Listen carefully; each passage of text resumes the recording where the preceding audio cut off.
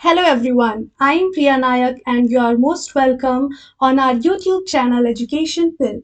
As you know that we are doing this CUET PG English Literature complete preparation only on our channel. This is a complete free crash course and the classes are provided on Monday, Wednesday and Friday. अब क्योंकि आपके exam को सिर्फ कुछ ही दिन बचे हैं तो इन दिनों हम डेली क्लासेस अपलोड कर रहे हैं. If you are new to our channel, then do subscribe it and press the bell icon so that you will never miss an important update. If you have any query or if you need any kind of guidance related to your exam, then you can simply make a call on this given number on your screen. तो अब वक्त ज़ाया ना करते हुए हम अपनी आज की क्लास को शुरू करते हैं with the thought that don't be pushed around by the fears in your mind, be led by the dreams in your heart. We have already completed British literature and Indian English literature, right? So अब हम literary terms की ओर बढ़ रहे हैं. जैसे कि students ने request किया था कि मैम जितना भी टाइम लगे but complete it in one video only. So I have done the same with IEL and in today's lecture also we will complete literary terms in this one lecture. I have included all the literary terms that are there in your exam, in your CUET PG English syllabus. So first you need to understand that what are literary terms. Actually, this is a specific language or we can say techniques that are used in literature to convey meaning, create effects or enhance the overall artistic expression of a work. इसे थोड़ा समझने की कोशिश करते हैं. For example, I say that तुम सुंदर लग रही हो और for example, I say कि तुम्हारा चेहरा चांद जैसे मुखड़े पे बिंदिया सितारा, right? तो both of these sentences tried to just say that you look beautiful, but the first sentence was simple and the second one it had creativity in it, and that made the sentence not only beautiful but also it enhanced the overall artistic expression of a work. The same thing is literary terms in English. हम different techniques को different methods को apply करते हैं ताकि हमारा जो work है वो ना सिर्फ सुंदर दिखे बल्कि उसका एक जो ओवरऑल आर्टिस्टिक एक्सप्रेशन है वो भी इनहेंस हो. So there are many literary terms and we will be dealing one by one with each one of them. The first one is allegory. Allegory एक लिटरेरी डिवाइस है जहां पर characters, events या फिर जो सेटिंग है it symbolize abstract ideas, moral qualities or political principles that often convey a deeper meaning beyond the surface narrative. इसको थोड़ा एग्जाम्पल से हम समझने की कोशिश करते हैं. For example, I am sure कि आपने जॉर्ज ऑरवेल का एनिमल फार्म पढ़ा होगा. अब एक होता है literal meaning, means what you see, what you read and what you understand, and दूसरा होता है एक हिडन मीनिंग जिसे आप समझने की कोशिश करते हैं. ऐसे ही जब आप एनिमल फार्म को पढ़ेंगे तो एक तो आप उसमें जो स्टोरी देख रहे हैं, जो कैरेक्टर्स एनिमल्स का देख रहे हैं वो आपको समझ में आएगा, बट जब आप उसकी एलिगरी को समझेंगे तो आप पाएंगे कि it is actually satirizing the Russian Revolution and the Stalinist era. Animals represent different classes and political figures. तो इस तरीके से आपको याद रखना है that allegory is a literary device, is a literary term where the events, characters, or settings symbolize abstract ideas, moral qualities, or political principles. Right, so that was very easy. Another famous example is The Pilgrim's Progress by Mr. John Bunyan. ये एक religious allegory थी. यहाँ पर आपको Christian नाम के protagonist की journey देखने को मिलती है. Christian journey is a symbolic pilgrimage to salvation. Here the characters like Christian, faithful and giant despair embody virtues and vices. तो क्रिश्चियन की जो जर्नी है उसमें उसको डिफरेंट कैरेक्टर्स मिलते हैं एंड हर कैरेक्टर्स एक डिफरेंट चीज को शो कर रहा था, एक एब्स्ट्रैक्ट क्वालिटी और एक एब्स्ट्रैक्ट आइडिया की तरफ इशारा कर रहा था. सो this is allegory. The second one is ballad. Ballad is a narrative poem or song that tells a story in a simple, rhythmic and often repetitive manner. तो इसकी शुरुआत कुछ इस तरीके से हुई कि कुछ जैसे कि घुमंतू लोग होते हैं ना, वो बोर होते हैं रास्ते में. फॉर एग्जाम्पल आप लोग भी कहीं घूमने जाएं, रास्ते में बोर होते हैं, तो you try to sing something. तो ऐसे ही in foreign countries ballads started.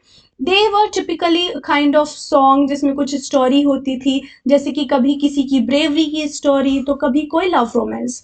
It typically has a strong narrative element and it is often associated with folklores and oral traditions. If I talk about the famous ballads of in English literature, so the first one is The Rime of the Ancient Mariner by Samuel Taylor Coleridge. Samuel Taylor Coleridge का ये जो work है, The Rime of Ancient Mariner, it is one of the most famous ballads of English literature.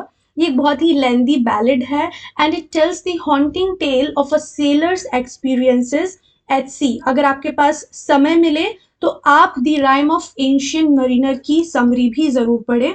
It's actually important and काफी बार इसकी summary से questions पूछे जा चुके हैं. Now comes blank verse. Blank verse में आप कीवर्ड याद रख लीजिए. देखिए क्या होता है कि कई बार पूरा डेफिनेशन पैराग्राफ याद रखना पॉसिबल नहीं है. अगर आपको कीवर्ड पता है तो भी आप क्वेश्चन को अच्छे से कर लेंगे, राइट? तो ब्लैंक वर्स में आपको दो चीजें याद रखनी है. First, that it is a form of poetry, and the second one, it is characterized by unrhymed lines in iambic pentameter. So you need to remember two things: unrhymed lines and iambic pentameter. Though it's not necessary कि हमेशा ही iambic pentameter हो, but yes, in 90% of the cases we use iambic pentameter in blank verse. It provides a natural and rhythmic flow, often resembling the natural pattern of speech. Now, if I talk about the most famous example of blank verse in English literature, so it is Paradise Lost by John Milton. Of man's first disobedience and the fruit of that forbidden tree whose mortal taste brought death into the world and all our woe. So you can see that the lines are unrhymed and they also have iambic pentameter in it. Now, moving on to the next literary term, we have comedy. I'm sure you must have watched comic movies, or I'm sure you must have read some of comics. तो comedy एक literary genre है. It's a dramatic form that aims to amuse and entertain the audience. It is often through the humour and a light hearted portrayal of characters and situations. या तो situations ही ऐसी create कर दी जाती थी, जैसे कि आपने भागम भाग मूवी देखी होगी, वेलकम मूवी देखी होगी, तो उसमें सिचुएशनल कॉमेडी है. सिचुएशन ही ऐसी क्रिएट हो चुकी है कि आपको उसकी वजह से हंसी आ रही है. अब पुरानी मूवीज में आपको कुछ कैरेक्टर्स याद होंगे, लाइक टुन हो गया, या फिर कुछ इस तरीके की बहुत ज्यादा मोटे से, कुछ बहुत पतले से, कोई बहुत काला सा. तो इस तरीके की जो कैरेक्टर्स हैं उनको भी यूज करके कॉमेडी का इफेक्ट डाला जाता था. आपको विलियम शेक्सपियर के प्लेज में ये चीज काफी बार देखने को मिलेगी, that it has some characters जिनको देख के ही, उनकी हरकतें देख के ही लोग हंसने लगते थे. So they were just there to produce wit, they were just there to produce humor. For example, Twelfth Night by William Shakespeare. It is an example of romantic comedy. What it means, romantic comedy means which has the characteristic of both comedy and as well as romance. It has mistaken identities, love triangles, and witty dialogue. For example, Viola disguises herself as a man, which leads to a series of comedic misunderstandings. अब comedy के बाद, अच्छा comedy में आपको एक चीज याद रखनी है कि नो मैटर कितनी मिसअंडरस्टैंडिंग हो, कितने कॉन्फ्लिक्ट्स आए, कैसे भी सिचुएशन हो, टिपिकली एक कॉमेडी जो है उसकी एंडिंग हैप्पी ही होती है. Next literary term is dissociation of sensibility. It is very, very important from your exam point of view. Dissociation of sensibility has been asked many a times. तो आपको याद रखना है कि ये जो कॉन्सेप्ट है, it was given by T.S. Eliot in his essay The Metaphysical Poets. इस ऐसे में जब वो जॉन डन या फिर मेटाफिजिकल पोइट्स की बात करते हैं तो बताते हैं that they possessed a unique sensibility that allowed them to integrate thought, emotion and sensory experience seamlessly. इसका मतलब है कि जो मेटाफिजिकल पोइट्स थे उनके वर्क में आपको उनका फीलिंग, उनका थॉट सब में एक यूनिटी देखने को मिलेगी. They had a direct and immediate apprehension of thought, feeling it as intensely as they sense the fragrance of a rose. Means it simply means कि उनके वर्क्स में एक यूनिटी थी between their thought and between their feeling and between their sensibility. Then what happens after that, when this 17th century occurred, it marked by a separation of disconnection between intellect and emotion. यानी कि अभी तक जो metaphysical poets थे जिनके work में एक unity देखने को मिल रही थी वो अब आगे आने वाले राइटर्स के अंदर नहीं थी. There was a separation or we can say disconnection between their intellect, emotion and their sensory perceptions. According to Eliot, subsequent English poets no longer had the ability to unite thought and feeling within a single unified sensibility. ये last line बहुत important है. I have marked it, you can note down it, है ना. तो ये चीजें आपको याद रखनी है. अच्छा, अब इसका रिजल्ट क्या हुआ ये भी आपको पता होना चाहिए. So when there was not a connection between all of these things, between their feeling, between their thought, तो इसकी वजह से पोइट्री फ्रेगमेंटेड हो गई, है ना. It was like a division between the intellectual and the emotional realms. Moving on to the next literary term, we have dramatic monologue. I am sure कि आपने प्यार का पंचनामा मूवी देखी होगी और उसमें कार्तिक आर्यन का एक 5 मिनट्स का मोनोलॉग है. उसी को हम ड्रामेटिक मोनोलॉग भी कहते हैं in English literature. So it is a type of poem और स्पीच जहां पर एक single character, right, where a single speaker addresses a silent or a specific audience. It provides insights into the speaker's thoughts and emotions and also it reveals the aspects of their character. अच्छा, इसके अलावा अगर आप literature में भी देखें तो My last touches by Robert Browning, it's an amazing example of dramatic monologue. And then we have the love song of J Alfred Prufrock.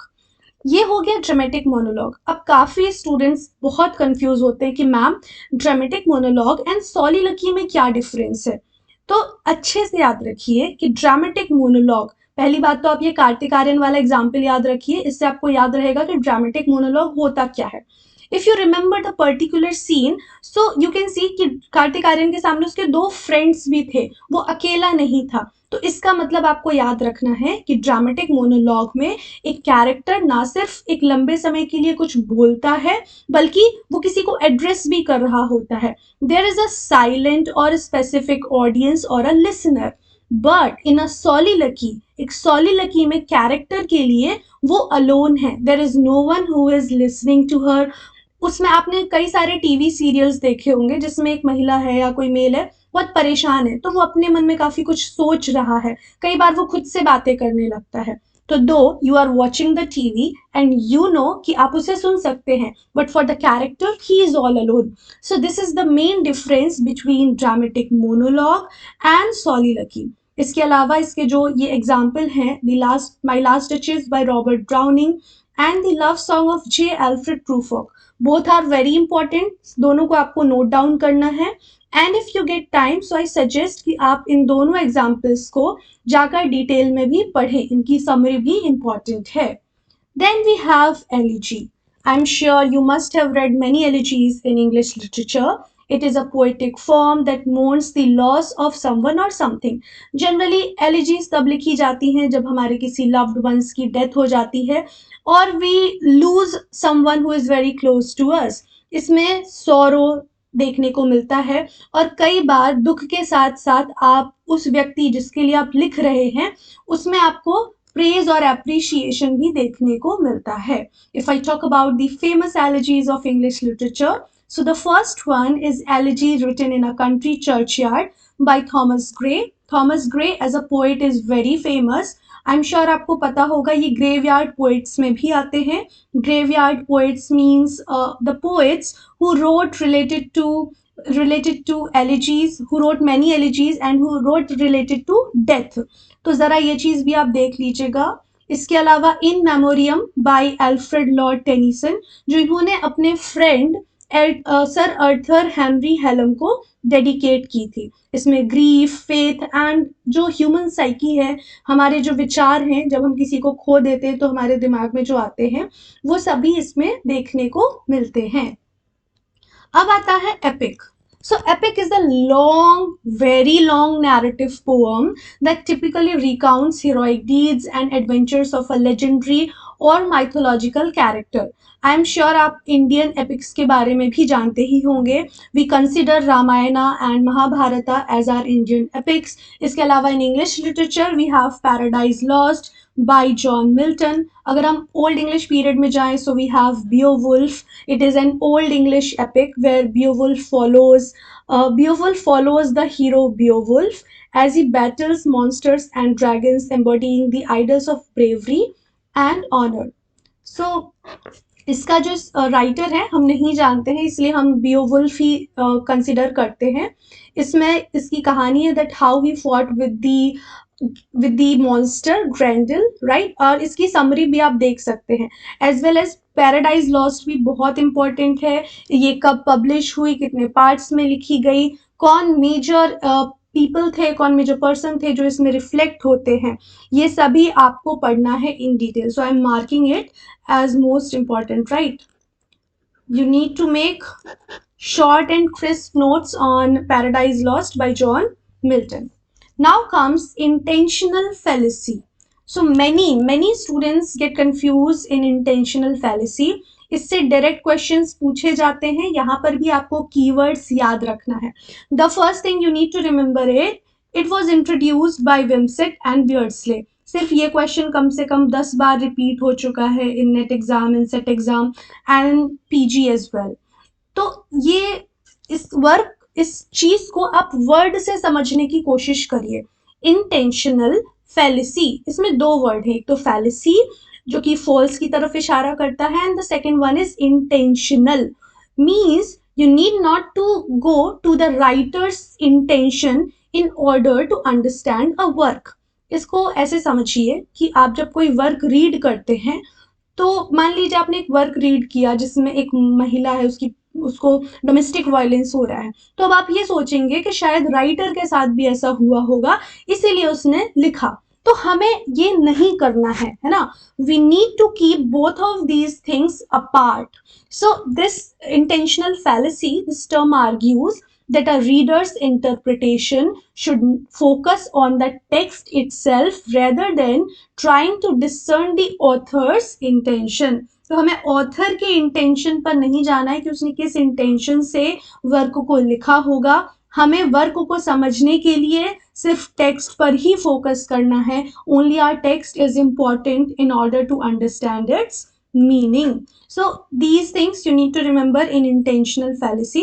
For example, Shakespeare's sonnets. So now when scholars debate over Shakespeare's personal life and intent behind his sonnets, the intentional fallacy suggests that readers should derive meaning from the poems themselves and exploring themes of love, time and beauty, and they should not go over Shakespeare's intention. I hope I'm clear to all of you and you all are understanding all these literary terms.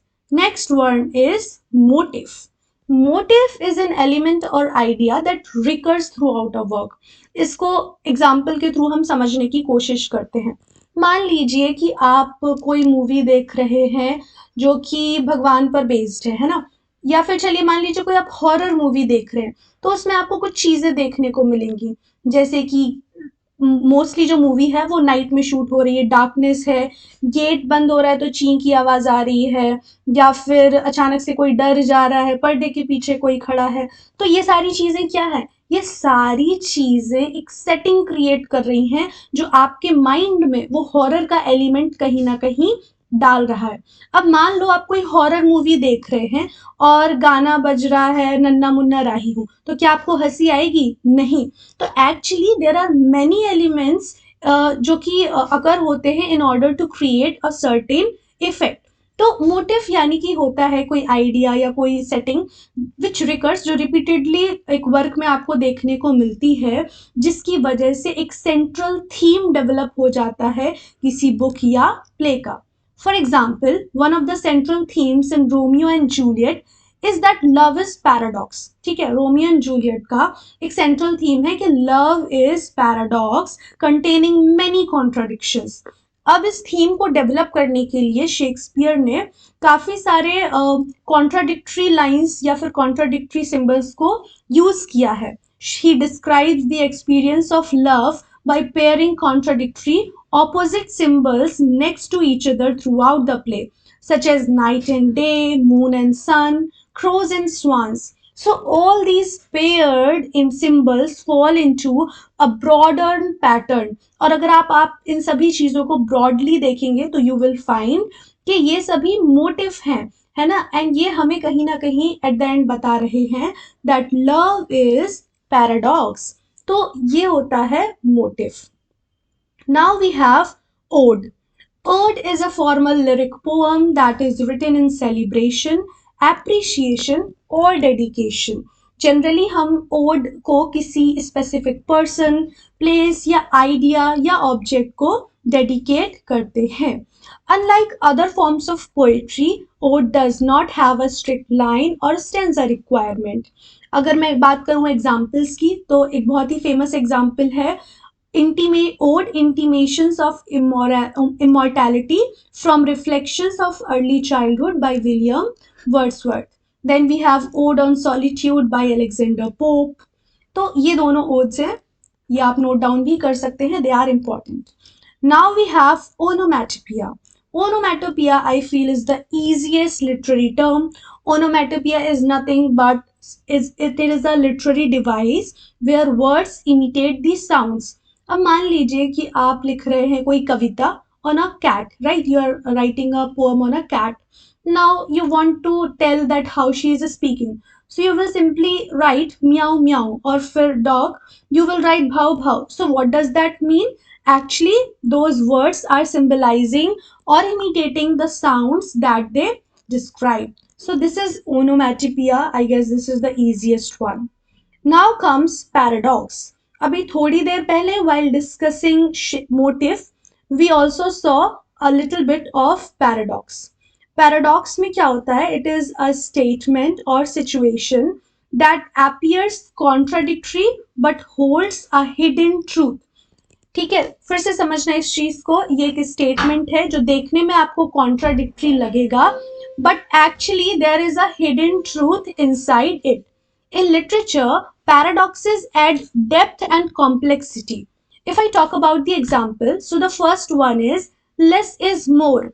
Now, less is more seems contradictory, but अगर आप इसको ध्यान से देखेंगे, इसको ध्यान से समझेंगे, तो इसमें एक hidden meaning भी है। Paradoxically, the idea that simplicity or having less can sometimes be more impactful or valuable. So ये होता है paradox, contradictory, holds hidden truth, have a deeper meaning. ये 3-4 जो keywords हैं वो आपको याद रखने हैं। मैंने बहुत बार बताया है keywords हमेशा आपको नोट डाउन कर लेने हैं। keywords की वजह से क्या होगा, आपको क्वेश्चन पेपर में चीजें याद आ जाएंगी। Then the next one is to live outside the law you must be honest. This is said by Bob Dylan.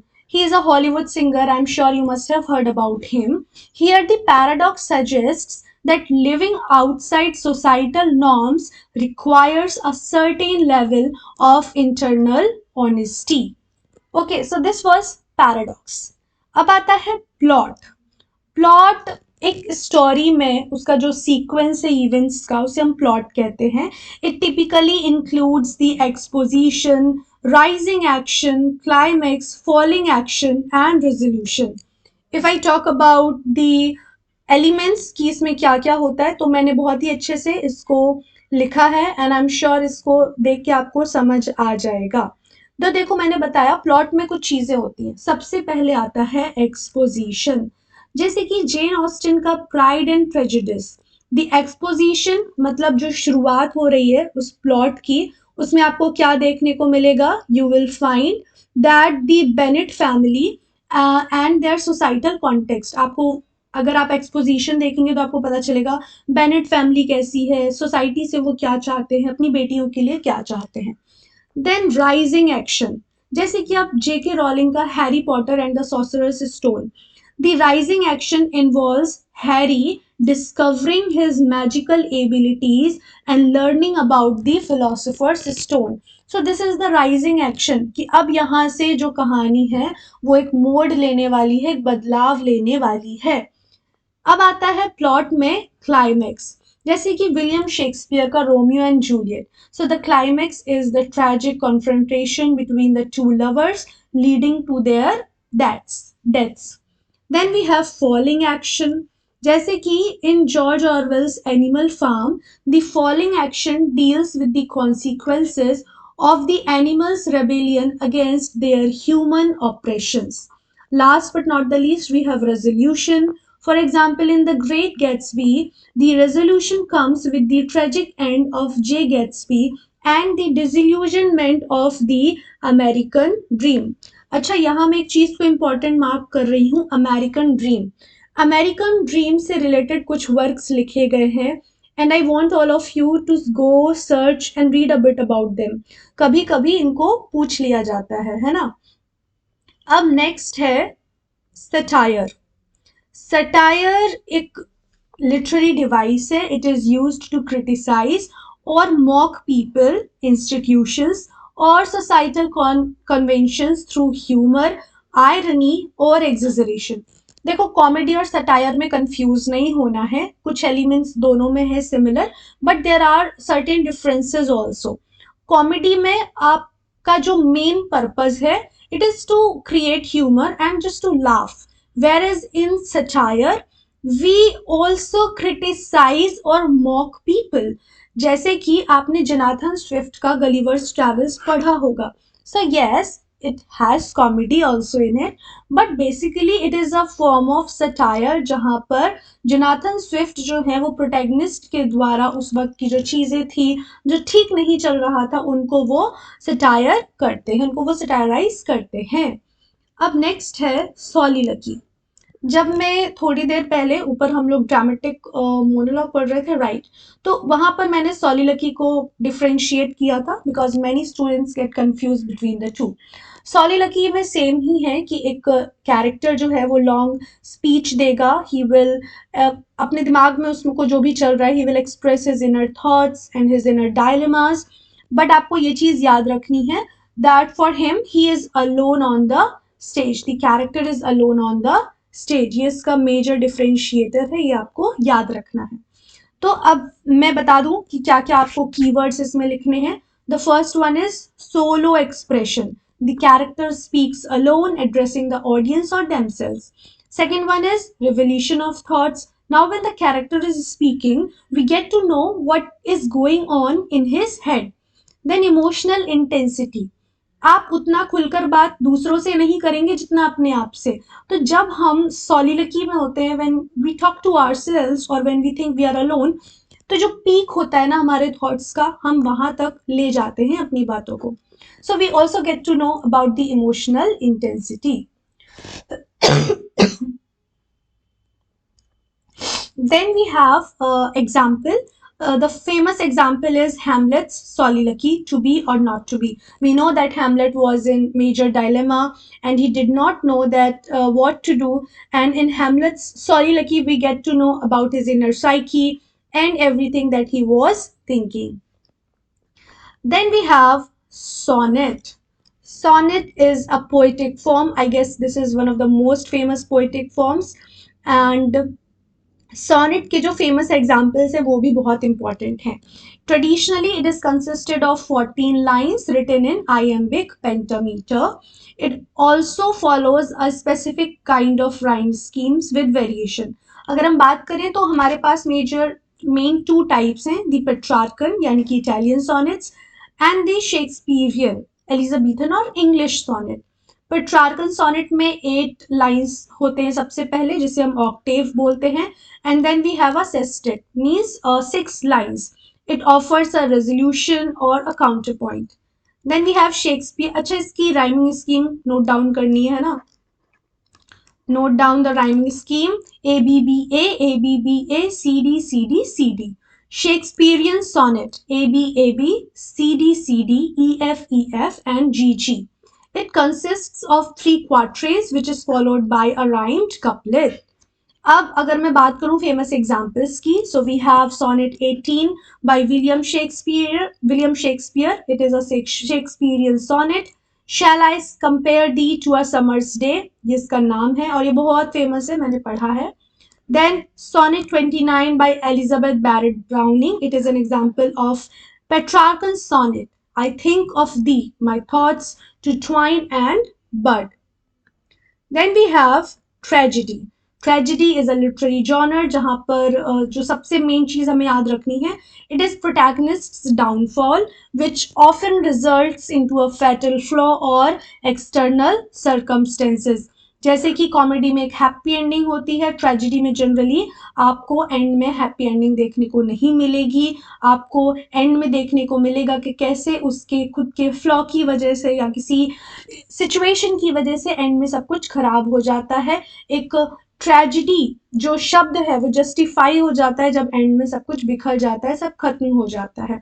It also includes a sense of inevitability and catharsis means emotional release. जैसे कि जब आप कोई tragic work को देखते हैं तो आपका क्या होता है, जो फियर है, जो इमोशंस है, वो रिलीज होते हैं.